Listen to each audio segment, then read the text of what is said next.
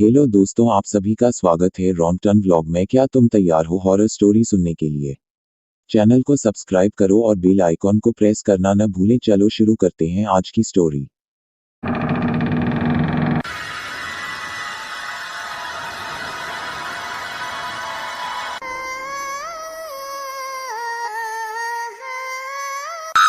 सोलह जुलाई 2012 कसेरी घाट। चार दोस्त अनिकेत, साहिल, राजीव और अमित सब हॉलिडे एंजॉय करने के बाद रात में वापस घर लौट रहे थे।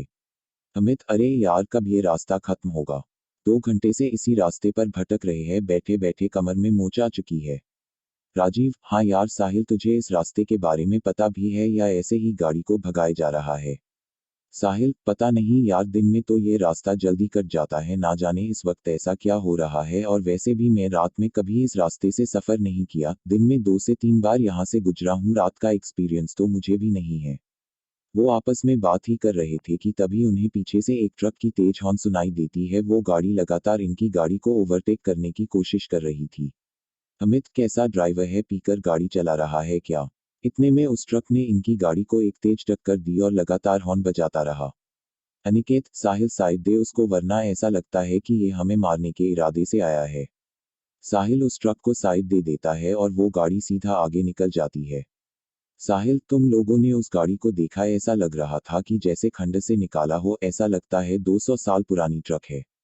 वो लोग इस इंसिडेंट से घबरा गए थे। तकरीबन 10 मिनट बाद गाड़ी एक पुराने कब्रिस्तान से गुजरती है। उस हाईवे पर एक कब्रिस्तान भी पड़ता था। गाड़ी जैसे ही उस कब्रिस्तान से गुजरती है, उन्हें कब्र के पास वही पुरानी ट्रक दिखती है जो थोड़ी देर पहले उनकी जान की दुश्मन बनी थी। राजीव: साहिल गाड़ी रोक, वो देख। अमित: अरे ये तो वही ट्रक है जिसने हमें परेशान कर दिया था। साहिल: मुझे लगता है कि हमें एक बार जाकर देखना चाहिए कि बात क्या है। अमित: तू पागल हो गया है क्या? आधी रात इस तरह कब्रिस्तान में जाने की बात कर रहा है? अरे मरना है क्या? अमित उन्हें वहां जाने से रोकने की कोशिश करता है, लेकिन तभी उन्हें उसी ट्रक से एक आदमी उतरता दिखता है जिसने काले कपड़े पहने हुए थे और उसके सर पर एक टोपी था। वह लगभग 7 फीट लंबा और हट्टा कट्टा था। यह देखकर ना जाने क्यों सबकी उत्सुकता और बढ़ गई और अमित के अलावा सभी उस आदमी के बारे में पता लगाने के लिए उत्सुक हो गए। सभी उस आदमी के पीछे जाते हैं और अमित को भी मजबूरन उन तीनों के साथ जाना पड़ता है। चारों जब उस ट्रक के दीवार के पास पहुंचे तो उनका दिल बैठ गया। उन्होंने जो देखा उसे देखने के बाद उनके रोंगटे खड़े हो गए। उन्होंने देखा कि एक ट्रक ड्राइवर कब्र खोदकर लाशों को निकाला और उसे बेरहमी से खाए जा रहा था। वह जिस्म के हर एक अंग को निकालकर गंदी तरह से खाए जा रहा था। अनिकेत: भाई ये कौन सा राक्षस है? निकलो यहाँ से जल्दी से।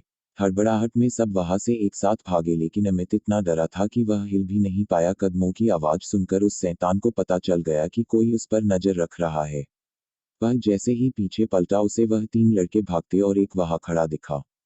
वह शैतान अमित के करीब पहुंचा और उस शैतान ने सीधा अमित के गले पर वार किया और एक ही वार में अमित की दर्दनाक चीख निकली और इसके साथ ही अमित की वही मौत हो गई।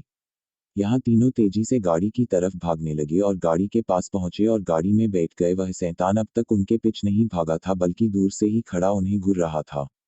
साहिल गाड़ी स्टार्ट करने की पूरी कोशिश कर रहा था, लेकिन उसकी कार स्टार्ट ही नहीं हो रही थी। तभी वह दूर खड़ा शैतान धीरे धीरे उनके तरफ बढ़ता है और वह लगभग गाड़ी के नजदीक पहुंच गया था। तभी गाड़ी स्टार्ट हो गई और तेजी से साहिल गाड़ी को आगे बढ़ाने लगा। वह शैतान इन तीनों के पीछे पड़ चुका था और तभी वह हवा में उड़ा और सीधा गाड़ी पर कूद गया। और जैसे ही अनिकेत उसे देखने के लिए अपनी मुंडी गाड़ी से बाहर निकाली, तभी उस शैतान ने अनिकेत का सर अपनी भारी तलवार से काटकर अलग कर दिया और उसका अधकटा शरीर गाड़ी में ही फड़फड़ाने लगा। यह देखकर साहिल और राजीव दोनों डर गए और दोनों जान बचाने के लिए चलती गाड़ी से कूद गए। वे दोनों घास के मैदान में गिरे जिससे उन्हें कम चोट आई। वे दोनों सांस दबाए घास में लेटे रहे, लेकिन उनके डर को उस शैतान ने महसूस कर लिया और फिर शैतान को राजीव एक कोने में दिखा। तभी वो शैतान अपने लंबे नाखून और धारदार तलवार से राजीव पर वार किया, जिससे उसकी दर्दनाक चीख निकल आई और उसकी मौत हो गई।